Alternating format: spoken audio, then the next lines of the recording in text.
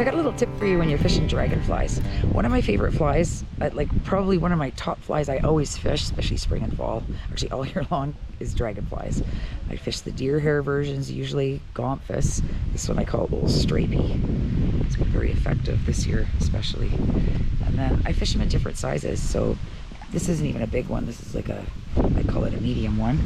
And then even little tiny ones in different colors too. So some lakes, depends on their weeds, whether they have, you know, like more green weeds. Sometimes they like the most, I find most of the time they do take the natural deer hair gomphoths and Old Stripey more than olive, but there is a couple lakes that I fish where they just take the olive. So it's always good to try all, you know, all three, unless, you know, get one on something. And different retrieves, different lines. I fish everything from a type 5 line to like all the way up to even a hover line.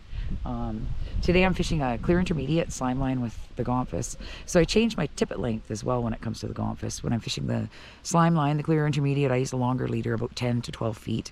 When I'm fishing a type 5, I use about nothing more than a 5-foot leader, sometimes even a 3-foot if I want it.